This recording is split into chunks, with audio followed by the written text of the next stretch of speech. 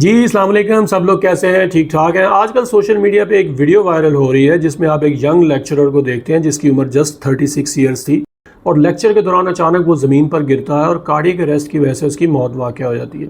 اس واقعے کے بعد نوجوانوں میں خاص طور پہ جو بے چینی اور خوف کی فضا نے جنم لیا، اور سوشل میڈیا چونکہ آج کل سب سے وائبرنٹ میڈیا ہے، وہاں پہ ایک بحث چھڑ گئی کہ آخر کار اتنی کم عمری میں ریسنٹ ڈیز میں اس طرح کے واقعات ہو رہے ہیں کہ نوجوانوں میں ہارٹ اٹیک کی شرح میں اضافہ ہو رہا ہے۔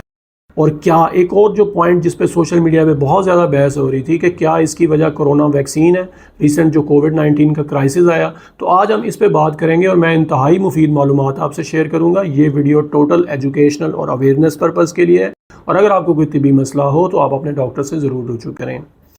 دیکھیں، نوجوانوں میں ریسنٹ ڈیز میں ہارٹ اٹیک کی شرح میں اضافہ دیکھا گیا ہے، یہ ایک حقیقت ہے، اور WHO کے جو ویریفائڈ ڈیٹا ہے اس کے مطابق یہ اضافہ زیادہ تر ساؤتھ ایشین کنٹریز میں دیکھا گیا ہے، اور اس میں 5 سے 6% اضافہ ہوا ہے۔ اس سے پہلے WHO ہی کے مطابق تقریباً 32% لوگ دنیا میں ہارٹ اٹیک کی وجہ سے اپنی زندگی سے ہاتھ دھو بیٹھتے ہیں، اور تقریباً یہ 1,79,00,000 لوگ ہر سال ہارٹ اٹیک کی وجہ سے اپنی جان گنواتے ہیں۔ اب ریسنٹ ڈیز میں اگر یہ ڈیٹے کے مطابق نوجوانوں میں ہارٹ اٹیک کی شرح میں اضافہ ہوا ہے، اور خاص طور پہ سب کانٹیننٹ کنٹریز میں، تو اس کے پیچھے مختلف عوامل ہیں۔ سب سے پہلے آپ یہ چیز ذہن میں رکھیں کہ ویسٹرن کنٹریز میں یہ ریشو کیوں کم ہے۔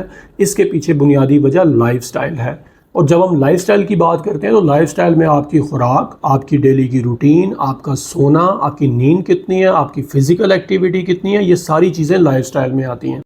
ہمارے سب کانٹیننٹ میں مجھے بتانے کی ضرورت نہیں ہے کہ نوجوانوں میں سب سے فیوریٹ فوڈ کون سا ہے، اور پاکستان میں سب سے اس وقت پروفیٹیبل بزنس کون سا ہے؟ Junk food. جی بالکل میں جنک فوڈ کی بات کر رہا ہوں، جس میں برگر، پیزا، شاورما، ان چیزوں میں پروسیس میٹ کا استعمال کیا جاتا ہے، اور یہ سب سے بڑی ریزن ہے اس وقت نوجوانوں میں صحت کے مسائل کی۔ دوسری امپورٹنٹ ریزن کہ ہمارے نوجوان کا سکرین ٹائم موبائل پہ، لیپ ٹاپ پہ بہت بڑھ چکا ہے، جس کی وجہ سے زیادہ تر نوجوان فزیکل ایکٹیویٹی کی طرف آتے ہی نہیں ہیں۔ کتنے % نوجوان ہوں گے جو جم کرتے ہوں گے ریگولر؟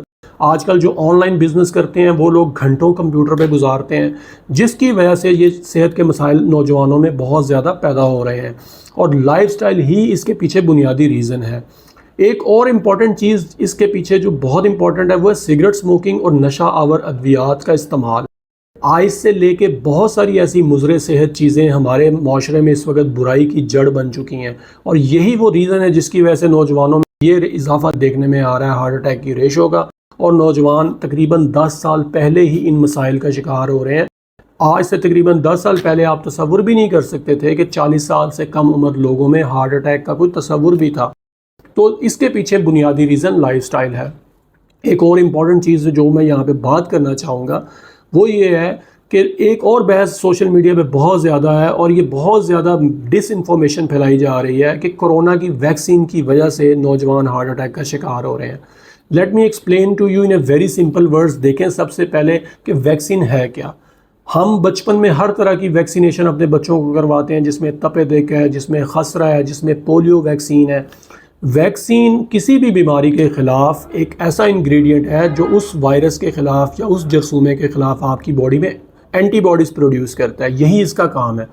کرونا کا جب کووڈ-19 کا کرائسس آیا دنیا پہ، وہ ایک ایسا وائرس تھا جس کی کوئی ویکسین اویلیبل نہیں تھی۔ جب اس کی ویکسین مارکیٹ میں آئی ہے تو وہ اس کے بچاؤ کے لیے ہے، اس کا کوئی تعلق اس چیز سے نہیں ہے، اور ان افواہوں کو آپ کو آگے پھیلانے سے بھی گریز کرنا چاہیے کہ کووڈ-19 کی ویکسین کی وجہ سے نوجوانوں میں ہارٹ اٹیک کی شرح بڑھ رہی ہے۔ نوجوانوں میں ہارٹ اٹیک کے ریسنٹ بڑھتے ہوئے واقعات میں کووڈ ویکسین کا کوئی ہاتھ نہیں ہے، اور اس قسم کی ڈس انفارمیشن کو آپ کو آگے پھیلانے سے بھی گریز کرنا چاہیے۔ بہت شکریہ۔